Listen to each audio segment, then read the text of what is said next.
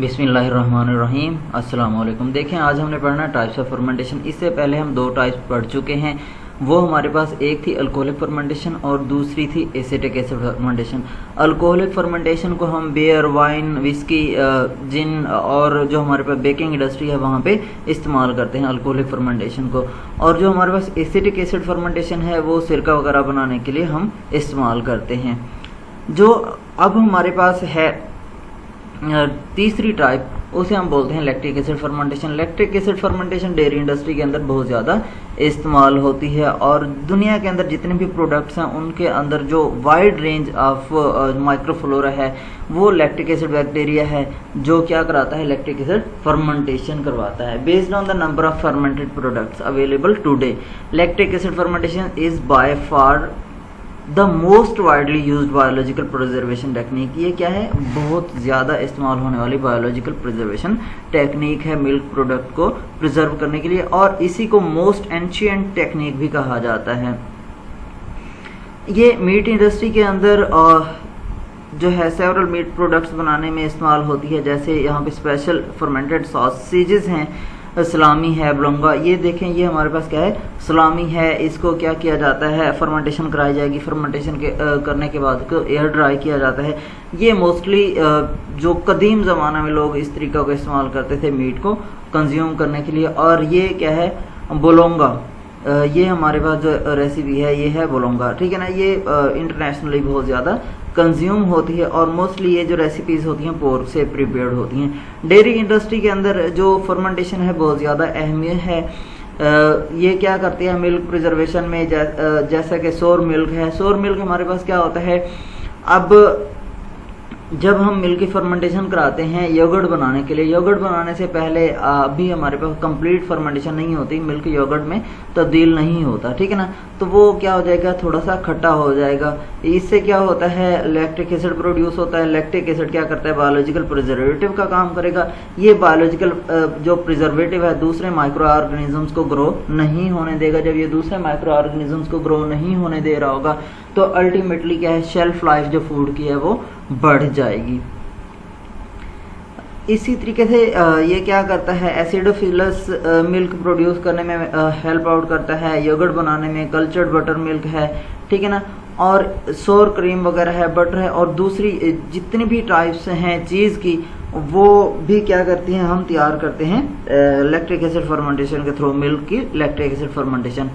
अब बहुत सारे फ्रूट्स जिसमें हमारे पास रॉ मैंगोज़ हैं, ऑलिव्स हैं, राइप लाइम्स हैं, वेजिटेबल्स हैं जैसा कि ककम्बर है, कैबेज है, टर्निप्स हैं, लेटस है। इनको क्या किया जाता है, न्यू प्रोडक्ट के अंदर तब्दील किया जाता है लैक्टिक एसिड बैक्टीरिया की एक्टिविटीज़ को इस्तेमाल करते हुए। पिकलिंग में कौन सी इस्तेमाल होती है फर्मेंटेशन, ये याद रखिएगा, लैक्टिक एसिड फर्मेंटेशन होती है। पिकल्स में ये एमसीक्यूज अक्सर आते रहते हैं कि पिकल्स में कौन सी टाइप होती है फर्मेंटेशन की, तो यहाँ पे हमारे पास लैक्टिक एसिड फर्मेंटेशन होती है। जबकि जो ब्रेड है वहाँ पे हमारे पास अल्कोहलिक फर्मेंटेशन हो रही होगी, और विनीगर प्रोडक्शन के अंदर हमारे पास क्या है, एसिटिक एसिड फर्मेंटेशन हो रही होती है। इसमें क्या है, जो ग्लूकोज है लैक्टिक एसिड बैक्टीरिया की मौजूदगी में लैक्टिक एसिड और वाटर में तब्दील हो जाता है। ये जो प्रिजर्वेशन करैक्टरिस्टिक्स हैं लैक्टिक एसिड फर्मेंटेशन के, ये कन्वर्जन ऑफ शुगरी सबस्ट्रेट्स की वजह से हैं। जो फूड के अंदर क्या होते हैं, शुगरी सबस्ट्रेट्स, मतलब कार्बोहाइड्रेट जो मौजूद होंगे फूड के अंदर, उनकी क्या किया जाता है, कम्प्लेक्स फॉर्म को ब्रेक करके सिंपलर वंस में तब्दील किया जाता है, और इन सिंपलर वंस को ब्रेक करके क्या किया जाता है, लैक्टिक एसिड प्रोड्यूस किया जाएगा। जो लोअर पीएच है ये क्या कर देगी, एसिडिटी को बढ़ा देगी फूड की। जब एसिडिटी बढ़ेगी तो मोस्ट जो बैक्टीरिया हैं उनकी ग्रोथ क्या हो जाएगी, स्टॉप हो जाएगी। क्योंकि हमें पता है ज़्यादातर जो नोटोरियस बैक्टीरिया हैं वो लो पीएच पे ग्रो नहीं कर सकते। जहाँ पे एसिडिटी ज़्यादा होगी वहाँ पे ग्रो नहीं कर सकते। जो लैक्टिक एसिड है अनआयनाइज्ड फॉर्म के अंदर टॉक्सिक है सर्टेन कंसंट्रेशन के ऊपर मोस्ट बैक्टीरिया के लिए। तो इसमें हमारे पास लैक्टिक एसिड बैक्टीरिया भी शामिल है। अगर क्या है, लैक्टिक एसिड ज़्यादा हो जाएगा तो ये बैक्टीरिया के लिए बहुत ज़्यादा क्या है, नुकसानदेह है, इवन के लैक्टिक एसिड बैक्टीरिया। तो ख़ास हद तक फर्मेंटेशन होती है। ख़ास हद तक फर्मेंटेशन जब अचीव हो जाती है, पीएच जब गैस्ट्रिक पीएच से थोड़ी अबव जाएगी तो क्या होता है, हम वहाँ पे स्टॉप हो जाएगी फर्मेंटेशन स्टॉप होगी तो जो फूड है वो क्या होती है, प्रिजर्व हो जाती है। डेयरी इंडस्ट्री की अगर हम बात करें तो डेयरी इंडस्ट्री के अंदर जो स्पीशीज हैं जेनरस स्ट्रेप्टोकोकस और लैक्टोबैसिलस और जो दूसरी ज़्यादातर इस्तेमाल होने वाली स्पीशीज हैं, ठीक है ना, वो क्या करती हैं, मिल्क शुगर को कन्वर्ट करती हैं लैक्टिक एसिड को, ठीक है ना। मिल्क शुगर क्या होती है, लैक्टोज को किस में तब्दील कर देंगे, ये लैक्टिक एसिड में तब्दील कर देंगे।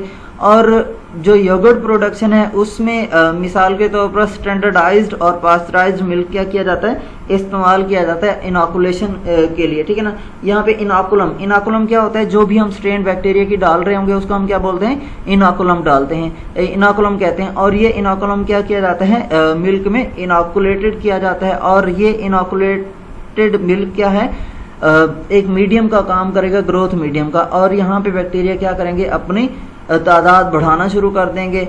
इसमें मोस्टली जो होता है स्ट्रेप्टोकोकस थर्मोफिलस और लैक्टोबैसिलस बल्गैरिकस इस्तेमाल होते हैं, ठीक है ना, किसके लिए, योगर्ट के लिए या डेयरी इंडस्ट्री के अंदर। जो लैक्टिक एसिड प्रोड्यूस होगा ये क्या करता है, मिल्क प्रोटीन को कोगुलेट कर देता है। जैसे मिल्क प्रोटीन्स कोगुलेट होंगी तो जो मिल्क है उसकी जो कंपोजिशन है वो भी चेंज हो जाएगी, साथ साथ उसका स्ट्रक्चर भी चेंज हो जाएगा। जब कंपोजिशन चेंज होगी एसिड बढ़ेगा, एसिड बढ़ने से क्या होगा, जो दूसरे नोटोरियस माइक्रो ऑर्गेनिजम्स हैं, बैक्टीरिया हैं, यीस्ट और मोल्ड हैं, उनकी भी ग्रोथ क्या हो जाएगी, स्टॉप हो जाएगी। कोगुलेटेड जो मिल्क प्रोडक्ट है वो क्या कर सकता है, हम कंज्यूम कर सकते हैं, जैसा कि सोर मिल्क है, योगर्ट है, या फर्दर उसको हम क्या कर सकते हैं, चीज़ बनाने के लिए इस्तेमाल कर सकते हैं। जो बेसिक प्रिजर्वेटिव एजेंट है इन प्रोडक्ट्स के अंदर वो लैक्टिक एसिड है, जो क्या करता है, पीएच को लोअर कर देगा, उसके साथ क्या करेगा, एडिशनल इफेक्ट देगा total solid concentration, increased total solid concentration का, इस, ठीक है ना, जैसा कि चीज़ के अंदर है। जो दूसरी प्रिजर्वेशन टेक्निक्स हैं जैसे कि पास्चराइजेशन है, पैकेजिंग है और स्टोरेज कंडीशंस, जो हम क्या करते हैं, ऑप्टिमाइज कर देते हैं। हम स्टोरेज कंडीशंस को क्या कर लेंगे, उनकी जो ग्रोथ है, सर्वाइवल है, उसके लिए हम हिंड्रेंस काज कर देंगे, तो क्या होगा, उससे भी क्या होती है, शेल्फ लाइफ एक्सटेंड हो सकती है प्रोडक्ट्स की। नेक्स्ट हमारे पास है मीट इंडस्ट्री। मीट इंडस्ट्री के अंदर देखें जो लैक्टिक एसिड फर्मेंटेशन है वो यूज़ होती है न्यूमरस प्रोडक्ट्स बनाने के लिए, जैसा कि सॉसेजेस हैं। मोस्टली ये क्या करता है, जो पीएच है वो 4 to 5.5 से बिलो कर देगा, ठीक है ना। अब ये जो रिडक्शन है पीएच के अंदर, ठीक है ना, पीएच रिडक्शन क्या करती है, फ्लेवर करैक्टरिस्टिक्स देती है प्रोडक्ट को, ठीक है ना। ये खास फ्लेवर क्या हो, बहुत ज़्यादा इंटरनेशनली पसंद किए जाते हैं, इसलिए क्या है, मीट की फर्मेंटेशन की जाती है और इससे क्या है, शेल्फ लाइफ भी एक्सटेंड हो जाती है। strains of Leuconostocs, Lactobacillus and Pediococcus are employed for this purpose। इस मकसद के लिए क्या होती हैं, Pediococcus, Lactobacillus, Leuconostic strains इस्तेमाल होती हैं। जबकि ये जो प्रिजर्वेशन है वो एप्रोप्रिएट टेक्निक हो सकती है, यहाँ पे ये क्या कर सकते हैं, प्रिजर्वेशन भी कर सकते हैं। फ्रूट और वेजिटेबल इंडस्ट्री की अगर हम बात करें तो फ्रूट और वेजिटेबल इंडस्ट्री के अंदर जो लैक्टिक एसिड फर्मेंटेशन है वो बहुत ज़्यादा इस्तेमाल होती है दुनिया भर में। अब इस फर्मेंटेशन क्या होता है, फ्रूट या वेजिटेबल जो रॉ मटेरियल होता है उससे पिकल बनाए जाते हैं। जो बहुत सारे रॉ मटेरियल जैसे ककम्बर है, ऑलिव्स हैं, कैबेज है, टर्निप है, लाइम्स हैं, अनराइप मैंगोज हैं और ग्रीन पेपर्स हैं, वो क्या होती हैं, इस्तेमाल होती हैं। अब फर्मेंटेशन होगी, इसमें कुछ क्या किया जाता है, लैक्टोबैसिलस, लुकोनोस्टिक और पेडियोकोकस और साथ में सूटेबल लैक्टिक एसिड बैक्टीरिया डाल दिया जाएगा, ठीक है ना। फर्मेंटेशन किस एजेंट के थ्रू होगी, यहाँ पे हमारे पास आपने 1-2 नाम याद रख लेने हैं कि फर्मेंटेशन के एजेंट कौन से हैं लैक्टिक एसिड फर्मेंटेशन में। हमारे पास लैक्टोबैसिलस है, लुकोनोस्टिक है और पेडियोकोकस है। ये क्या करते हैं, जो दूसरे माइक्रो ऑर्गेनिजम्स की एक्टिविटीज़ होंगी इन प्रोडक्ट्स के अंदर वो सप्रेस हो जाएंगी by the addition of common salt डालेंगे, क्योंकि ये जो हमारे पास लैक्टोबैसिलस स्पीशी है ये हैलो टॉलरेंट है, ये साल्ट को बेयर कर सकती है, जबकि ज़्यादातर जो है हैलो टॉलरेंट नहीं है। जब वो हैलो टॉलरेंट नहीं होंगी तो साल्ट कंसनट्रेशन को बेयर नहीं कर सकेंगे। यहाँ पे साल्ट कंसनट्रेशन जैसे ही हम ऐड करते हैं तो जो शेल्फ लाइफ है वो बढ़ जाती है और दूसरे माइक्रो ऑर्गेनिजम्स की जो प्रोडक्टिविटी होगी, उनकी एक्टिविटी होगी, वो सप्रेस हो जाएगी। कितना हम कॉमन साल्ट ऐड करते हैं 2.5% या इससे ज़्यादा हम क्या कर सकते हैं, कॉमन साल्ट ऐड कर सकते हैं ताकि दूसरे माइक्रो ऑर्गेनिज्म की ग्रोथ को रोका जा सके। जो rational for choosing the level of salt is that most lactic acid bacteria responsible for bringing about the desired changes can tolerate salt concentration to occur। ठीक है ना। अब इसका पर्पस क्या है कि हमने कॉमन साल्ट क्यों ऐड किया है, उसकी वजह यही है कि जो हमारे पास मोस्टली लैक्टिक एसिड बैक्टीरिया हैं वो क्या हैं, जो डिज़ायर्ड चेंजेस हैं वो ला सकते हैं और कॉमन साल्ट के अंदर ये ग्रो भी कर सकते हैं और उसको बेयर कर सकते हैं। मज़ीद अगर हम बात करें तो जो साल्ट होता है वो पुट्रीफैक्टिव बैक्टीरिया जैसे लैपोलाइटिक बैक्टीरिया हैं या प्रोटियोलाइटिक बैक्टीरिया हैं, ठीक है ना, उनकी एक्टिविटीज़ को कम कर देता है और जो दूसरे स्पाइलेज माइक्रो ऑर्गेनिजम्स होंगे उनकी एक्टिविटी भी क्या हो जाती है, कम हो जाती है। जब दूसरे माइक्रो ऑर्गेनिज्म की एक्टिविटी कम होगी तो शेल्फ लाइफ क्या होती है, बढ़ जाती है। अब पिकल प्रोडक्शन के लिए जो रॉ मटेरियल होता है उसको वॉश किया जाता है, वॉश करने के बाद उसकी ट्रिमिंग की जाती है। ट्रिमिंग मैंने आपको बताया था, जो इनएडिबल पार्ट्स होंगे जैसे कि कहीं गला सड़ा पार्ट आ जाता है उसको रिमूव किया जाएगा। उसके बाद कोरिंग, पिटिंग, वो हम कटिंग, ठीक है ना, ये सारा कुछ करते हैं। अगर ज़रूरी होगा तो पिकल के लिए ये सारे ऑपरेशन, यूनिट ऑपरेशन परफॉर्म करने पड़ते हैं हमें।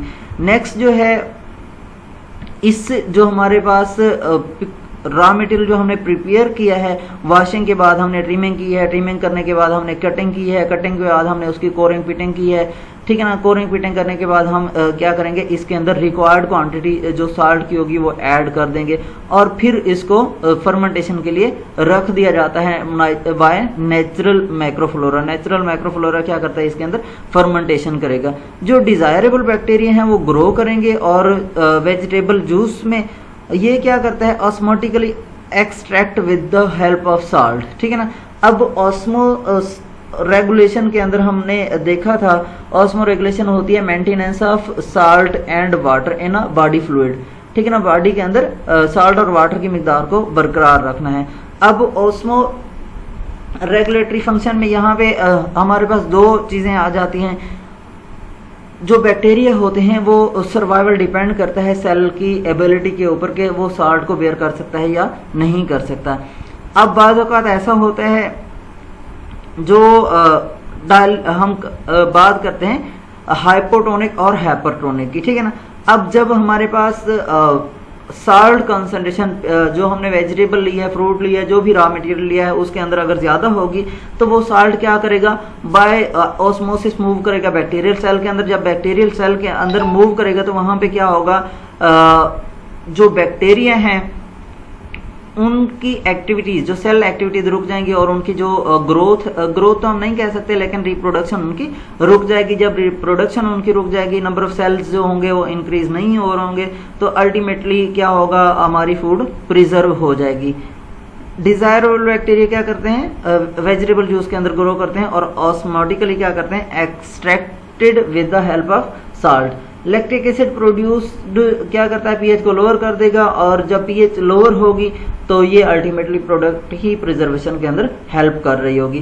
ताहम जो वेसल जिसके अंदर हमने प्रोडक्ट ऐड की होती है उसको एयर टाइट रख दिया जाता है ताकि जो दूसरे एरोबिक स्पाइलेज माइक्रो ऑर्गेनिजम्स हैं उसकी प्रोलिफरेशन को रोका जा सके। Changes in food as a result of fermentation की अगर हम बात करें तो हमारे पास जितनी भी फूड कॉन्स्टिट्यूएंट्स हैं उनके अंदर हमारे पास प्रोटीन, कार्बोहाइड्रेट, लिपिड्स की अगर हम बात करें तो फर्मेंटेशन के नतीजे में क्या होता है, इनके अंदर चेंजेस आ रही होती हैं और वो चेंजेस हम वन बाय वन देखते हैं क्या होता है। कंट्रोल्ड फर्मेंटेशन की अगर हम बात करें तो जो ग्रोथ और एक्टिविटीज़ है माइक्रो ऑर्गेनिजम्स की, जो एग्जिस्टेंस ऑफ फेवरेबल इन्वायरमेंट की वजह से चल रही है, वो क्या करती हैं, कम्प्लेक्स कंपोनेंट्स जो होंगे फूड के उनको ब्रेक कर देंगे सिंपलर वंस के अंदर। अगर कार्बोहाइड्रेट्स हैं तो उनको सिंपलर शुगर्स के अंदर तब्दील कर देगी, अगर हमारे पास फैट्स हैं तो उनको फैटी एसिड्स के अंदर, अगर प्रोटीन्स हैं तो उनको अमाइनो एसिड्स के अंदर तब्दील कर देगी या पेप्टाइड्स के अंदर तब्दील कर देगी। लेकिन यहाँ पे हमारे पास फैटी एसिड्स अगर हम या प्रोटीन्स की बात करें तो ये हमारे लिए प्रॉब्लमेटिक हो सकते हैं। मोस्टली जो फर्मेंटेशन होती है वो कार्बोहाइड्रेट्स की भी होती, कार्बोहाइड्रेट्स के ही होती है और इसके नतीजे में एल्डिहाइड, कीटोन्स और दूसरे बहुत सारे प्रोडक्ट्स, अल्कोहल बन रही होंगी। जो सब्सटेंसेस हैं वो क्या करते हैं, मेटाबोलाइज्ड होते हैं एंड प्रोडक्ट के अंदर और इनको रिलीज कर दिया जाता है इन्वायरमेंट के अंदर। जो 3 मेजर कंपोनेंट हैं फूड के, जिसमें हमारे पास क्या है, कार्बोहाइड्रेट, प्रोटीन और फैट्स हैं, ये माइक्रो ऑर्गेनिजम्स के जरिए मेटाबोलाइज हो जाते हैं, इनकी ब्रेकडाउन होना शुरू हो जाती है। इस ब्रेकडाउन के नतीजे में क्या होगा, जो कार्बोहाइड्रेट्स हैं वो कार्बोहाइड्रेट ठीक है ना, या कार्बोहाइड्रेट लाइक कंपाउंड्स हैं वो माइक्रो ऑर्गेनिजम्स के जरिए अटैक्ड होंगे या माइक्रो ऑर्गेनिजम्स उनकी फर्मेंटेशन करेंगे। जो एंड प्रोडक्ट बनेंगे उनमें अल्कोहल है, ऑर्गेनिक एसिड्स हैं, जैसे हमारे पास लैक्टिक एसिड है, ठीक है ना, या हम एसिटिक एसिड की बात कर रहे थे, तो इस तरीके से क्या है, ऑर्गेनिक एसिड्स बनेंगे, एल्डिहाइड और कीटोन्स बन रहे होंगे, एनवायरनमेंट के अंदर रिलीज होंगे। ये जो कंपाउंड्स हैं स्लाइटली या मोर ऑक्सीडाइज होते हैं ओरिजिनल कार्बोहाइड्रेट की निस्बत, और ये क्या करते हैं, एनर्जी प्रोवाइड करते हैं जब इनकी मजीद ऑक्सीडेशन होती है। ह्यूमन बॉडी क्या करती है, यूटिलाइज करती है इनमें से कुछ एनर्जी को, और इमीडिएट सोर्स ऑफ, ठीक है ना, इनको क्या करती है human body, immediate source of energy जो हमारे पास प्रोडक्ट्स बनती हैं। ताहम जो खास नंबर है इन इंटरमीडिएट कार्बन कंटेनिंग कंपाउंड्स का, वो एंटी माइक्रोबियल प्रॉपर्टीज भी रखता है, इसलिए इनको क्या किया जाता है, फूड के अंदर इस प्रोड्यूस करवाया जाता है, ताकि जो दूसरे माइक्रो ऑर्गेनिजम्स हैं उनकी एक्टिविटी को ये रोक दें। जब दूसरे माइक्रो ऑर्गेनिज्म की एक्टिविटी रुक जाएगी तो फूड क्या हो जाती है, स्टोर हो जाती है, शेल्फ लाइफ बढ़ जाती है। बहुत सारी फूड जो नेचुरल सोर्सेज के ठीक है ना मौजूद होती हैं, उनके अंदर कुछ पोर्शन जो होता है, कुछ परसेंटेज प्रोटीनेशियस सब्सटेंसेस भी मौजूद होते हैं। ये प्रोटीनेशियस सब्सटेंसेस की जो ब्रेक डाउन होगी उसको हम क्या बोलते हैं, प्रोटियोलाइसिस बोलते हैं, ठीक है ना। प्रोटीन्स की जो ब्रेक डाउन होती है उसको क्या बोलते हैं, प्रोटियोलाइसिस। लिपिड्स की जो ब्रेक डाउन होती है उसको हम क्या बोलते हैं, लाइपोलाइसिस बोलते हैं, ठीक है ना। लिपिड्स की जिसमें फैटी एसिड्स होते हैं उनकी ब्रेक डाउन क्या कहलाएगी, लाइपोलाइसिस कहलाएगी। जो दोनों प्रोटियोलाइटिक और लाइपोलाइटिक रिएक्शंस हैं, ये क्या करते हैं, ऑफ ऑर्डर प्रोड्यूस करते हैं प्रोडक्ट के अंदर। डिपेंड करता है ये डिग्री ऑफ चेंजेस के अंदर के कितना जो प्रोटियोलाइसिस हुई है फूड के अंदर या कितना लाइपोलाइटिक एक्टिविटी हुई है, तो उसके नतीजे में क्या होंगे, ऑफ ऑर्डर प्रोडक्ट्स एल्डिहाइड और कीटोन प्रोड्यूस हो रहे होंगे, और ये एल्डिहाइड और कीटोन क्या करते हैं, प्रोडक्ट की क्वालिटी को डैमेज कर रहे होते हैं। और अल्टीमेटली अगर एल्डिहाइड या कीटोन ज़्यादा होंगे तो ये क्या करेंगे, डैमेजिंग भी हो सकते हैं ह्यूमन हेल्थ के लिए। फूड फर्मेंटेशन में जो एक्टिविटीज़ होती हैं प्रोटियोलाइटिक और लाइपोलाइटिक माइक्रो ऑर्गेनिजम्स की, उनको कंट्रोल किया जाता है, और जो बेनिफिशियल फर्मेंटेशन ऑर्गेनिजम्स हैं वो यूज़ किए जाते हैं। उनकी जो ऑर्गेनिजम्स हैं उनको इनकरेज किया जाता है ताकि वो डिज़ायरेबल इफेक्ट फूड मटेरियल के अंदर प्रोड्यूस करें। जो एंड रिजल्ट है कंट्रोल्ड एक्टिविटीज़ का, माइक्रो ऑर्गेनिजम्स की कंट्रोल्ड एक्टिविटीज़ का जो एंड रिजल्ट है फूड सिस्टम के अंदर, वो क्या है, कार्बोहाइड्रेट जो है कन्वर्ट किए जाते हैं अल्कोहल के अंदर और ऑर्गेनिक एसिड के अंदर, जबकि जो प्रोटीन्स और लिपिड्स हैं उनको ब्रोकन डाउन किया जा सकता है या वो एज सच मौजूद होती हैं, और इतना मतलब उसके अंदर चेंजेस नहीं आती कि वो कोई ऑब्नॉक्सियस कंपाउंड प्रोड्यूस करें। ग्रोथ जो है माइक्रो ऑर्गेनिज्म की, उसमें बहुत सारे विटामिन अमाइनो एसिड्स क्या होते हैं, बनते हैं। तो फर्मेंटेशन को क्या किया जाता है, प्रोडक्ट इंक्रीज किया जाता है ताकि इसकी न्यूट्रिटिव वैल्यू क्या की जाए, इंक्रीज की जाए ओरिजिनल सबस्ट्रेट की निस्बत, ठीक है। अब यहाँ तक आप लोगों को कोई सवाल हो तो आप पूछ सकते हैं।